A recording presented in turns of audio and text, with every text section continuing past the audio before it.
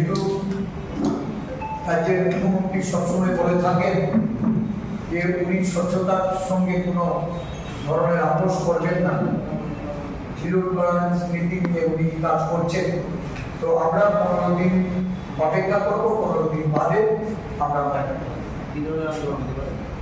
একদম গণ আন্দোলন প্রতিটা ক্ষেত্রে যেখানে যা দুর্নীতি, সেই দুর্নীতি অলরেডি আমাদের কিছু কিছু ব্লক আমরা ভূতজল অভিযানের ঘোষণা দিয়েছিলাম। এই ভূতজল অভিযানের মধ্যে তারা জলের জন্য, রেগার মজুরির জন্য বিভিন্ন জায়গায় দুর্নীতির বিরুদ্ধে তারা মাঠে নেমে পড়েছে। আমরা নতুন নববর্ষ উদযাপন করার সাথে সাথে এই দুর্নীতিগ্রস্ত সরকারের বিরুদ্ধে গণ আন্দোলন আমরা শুরু, যতক্ষণ না অবধি আমরা সিবিআই কে দিয়ে এই তদন্তের জন্য রাজ্য সরকার এটা প্রেরণ না করবে, আমরা আন্দোলন বিরুদ্ধে আমরা বিরোধী দল হিসাবে চুপ করে বসে থাকতে পারি না। মুখ্যমন্ত্রীকে আমরা একটা নির্দিষ্ট সময়ের মধ্যে সিবিআই দ্বারা তদন্ত করানোর জন্য এক পক্ষকার আমরা সময় বেঁধে দিয়ে আমরা চাই যে উনি ওনার স্বচ্ছতা প্রমাণ করুন, ওনার সুশাসনের রাজ্যের মানুষের কাছে যে প্রতিশ্রুতি, সেই প্রতিশ্রুতি উনি রক্ষা করুন। অন্যথায় কংগ্রেস দল সিবিআই তদন্তের দাবি নিয়ে মাঠে নামবে এবং রাজ্যের এই যে বৃহৎ অংশের মানুষ দুর্নীতির কারণে রাজ্যের অর্থনীতি, রাজ্যের যে সামাজিক অবস্থা, মানুষের অর্থনৈতিক দৈন্যতা, এর থেকে পরিত্রাণ দেওয়ার জন্য সমগ্র অংশের মানুষকে সঙ্গে নিয়ে আমরা আন্দোলনে ঝাঁপিয়ে পড়ব, আন্দোলন সংগঠিত করব। আমরা 15 দিন দেখব রাজ্যের মুখ্যমন্ত্রী কি পদক্ষেপ গ্রহণ করেছেন। অন্যথা এই সিবিআই এর তদন্তের দাবিতে ত্রিপুরা প্রদেশ কংগ্রেস আন্দোলন সংগঠিত করবে সারা রাজ্যে।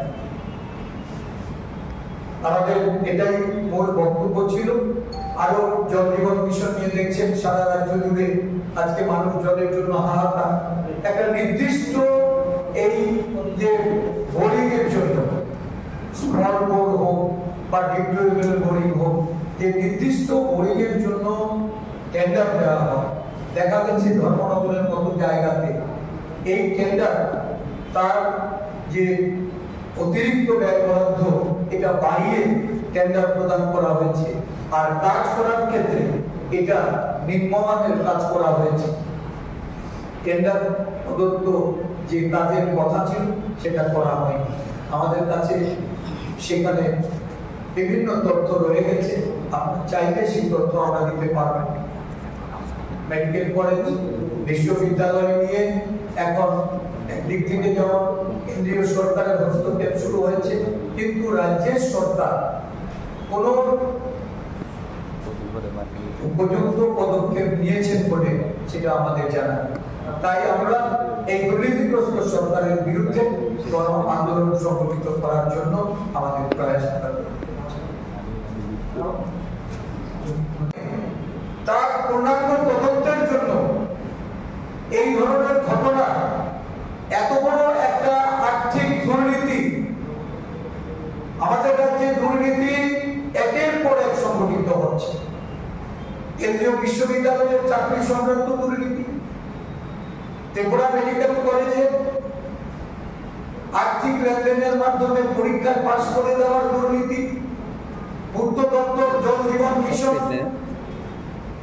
রাজ্যের বিভিন্ন জায়গায় এই মিশন মোডের কাজে একটা বিরাট পরিমাণ অর্থের দুর্নীতি হয়েছে। আমাদের কাছে স্পেসিফিক কিছু ধর্মনগর, পানিসাগর, বিভিন্ন ব্লকে দুর্নীতির তথ্য উঠে এসেছে। আপনারাও বিভিন্ন জায়গায় এই তথ্য সংগ্রহ করে আপনারা এর প্রচার আপনারা করেছেন, বিভিন্ন মাধ্যমে এটা উঠেছে। আমরা জানতে চাই এই ধরনের দুর্নীতি যখন একের পর এক সংগঠিত হচ্ছে, এত বড় একটা দুর্নীতি ঘটার সত্ত্বেও আমাদের রাজ্যে হাইকোর্ট আছে, ভারতবর্ষের বিভিন্ন রাজ্যে আমরা দেখছি এই ধরনের কেলেঙ্কারিতে হাইকোর্ট সমগ্র সেখানে মামলা রেজিস্টার করতে পারে, তারা রাজ্য সরকারকে নির্দেশ প্রদান করতে পারে তদন্তের জন্য। এই ক্ষেত্রে সেটা করা হয়নি।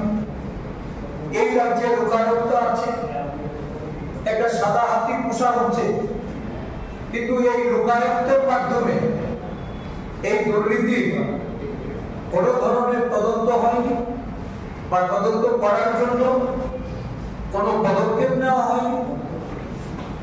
তাই আমরা আজকে মুখ্যমন্ত্রীর প্রতি আমাদের দাবি, অবিলম্বে এত বড়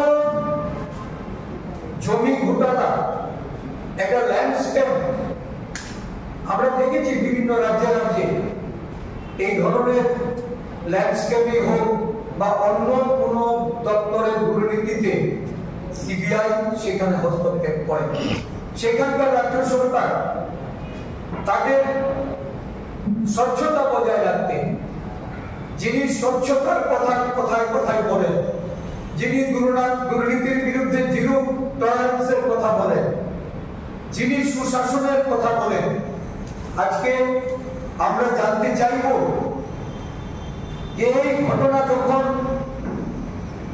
বিরোধী দলের পক্ষ থেকে আমরা তুলে ধরলাম, বিধানসভায় আমাদের বিধায়করা এটা নিয়ে আলোচনা করতে চেয়ে বাধাপ্রাপ্ত হয়ে তারা সাংবাদিক সম্মেলন করে সেটা তুলে ধরেছে। কোথায়, কেন আজকে রাজস্ব দপ্তরের মাননীয় মন্ত্রী, রাজ্যের মুখ্যমন্ত্রী কোন পদক্ষেপ গ্রহণ করলেন?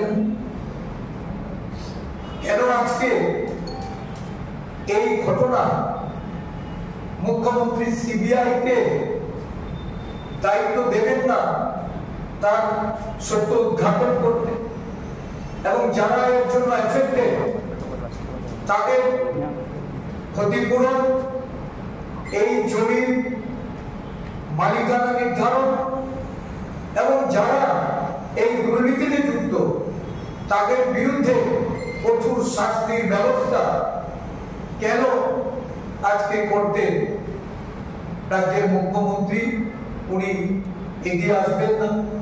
আমরা মনে করি আজকে অনেক দিন হয়েছে, কোনো ধরনের পদক্ষেপ আমরা দেখছি না। আমরা দলের পক্ষ থেকে মাননীয় মুখ্যমন্ত্রীর উদ্দেশ্যে বলতে চাই, এই রাজ্যে দুর্নীতির সাগরে একটা সরকার ভাসছে।